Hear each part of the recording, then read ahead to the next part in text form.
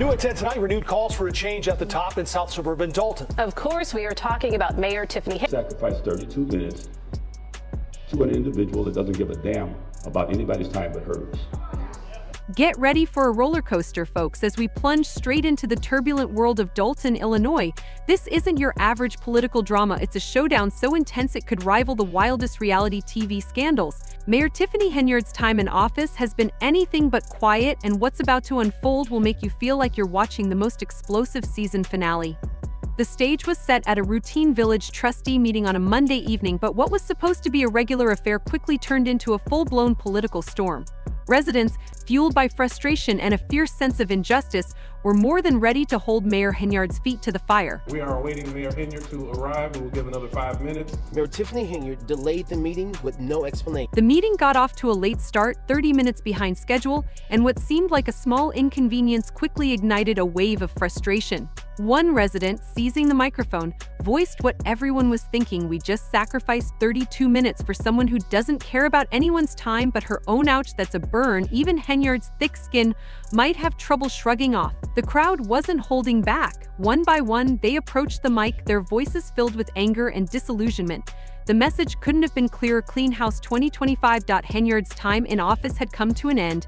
This wasn't mere dissatisfaction, it was a bold ultimatum. One particularly outspoken resident didn't mince words, declaring, "We need to make sure that we go to those polls and we vote right, because we cannot let her continue to be the mayor."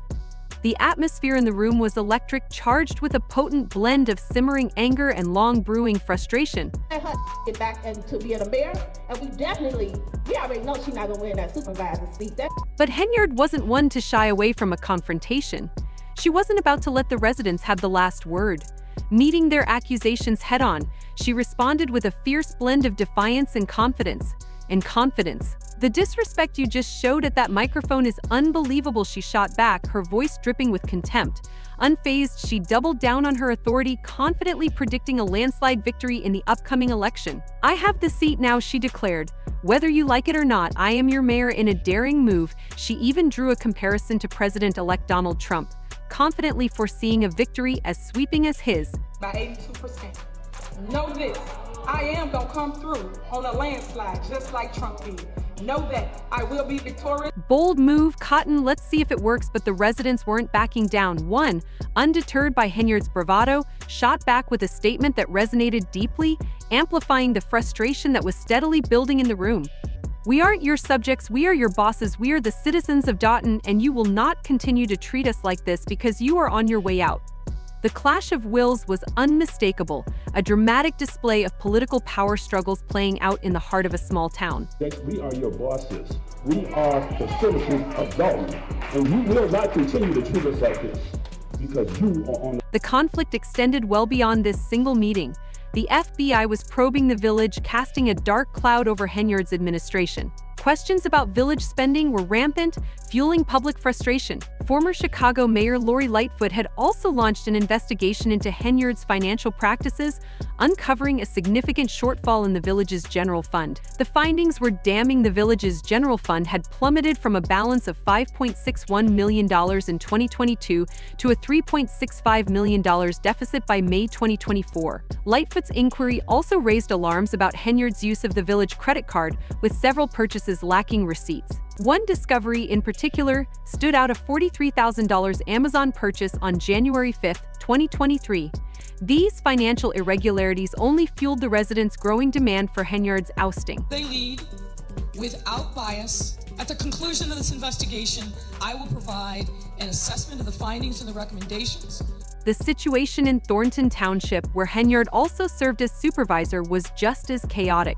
Trustees Christopher Gonzalez and Carmen Carlisle boycotted a township board meeting, citing concerns over an inadequately vetted agenda and a lack of transparency regarding the township's finances. Their absence blocked a vote to appoint a new trustee to fill a board vacancy. Gonzalez voiced his frustration, asking, "Why is there such a desperation to get us to a meeting?" Both he and Carlisle were wary of giving Henyard too much power, especially over financial decisions, fearing a return to the questionable spending practices of the past. Their actions highlighted the deep distrust and division within the township's leadership. Thornton Township has this turkey giveaway, so it isn't anything new. Yet some trustees say that Supervisor Henyard, she is using this. The situation in Thornton Township, where Henyard also served as supervisor, was just as tumultuous. Trustees Christopher Gonzalez and Carmen Carlisle boycotted a township board meeting, citing concerns over an unvetted agenda and a lack of transparency about the township's finances. Their absence blocked a vote on appointing a new trustee to fill a vacancy. Gonzalez voiced his frustration, asking, "Why is there such a desperation to get us to a meeting?" Both he and Carlisle were hesitant to grant Henyard too much control, especially over financial matters, fearing a return to the questionable spending practices of the past. Their actions highlighted the deep division and mistrust within the township's leadership. Not show up. We are not able to pay bills. We are not able to handle the bills. The drama intensified when Henyard's landlord filed an eviction lawsuit against her and her boyfriend Kamal Woods for unpaid rent. Janetta Hull, the landlord, revealed that the couple hadn't paid rent since August, accumulating thousands of dollars in back rent and late fees. Hull also accused Henyard and Woods of changing the locks and garage door code to block her access to the property. Although Henyard's attorney denied the allegations, the eviction case moved forward, adding more strain to her already unstable situation. Even Henyard's attempts at damage control backfired. Her annual turkey giveaway, meant to portray a positive image, was criticized by some as an attempt to distract from the ongoing controversies. Trustee Gonzalez questioned the timing of the event, suggesting it was a desperate ploy to win public favor while avoiding critical township issues. While many residents appreciated the giveaway, it only deepened the rift within the community. The political maneuvering and PR stunts weren't enough to sway public opinion. I got smoke.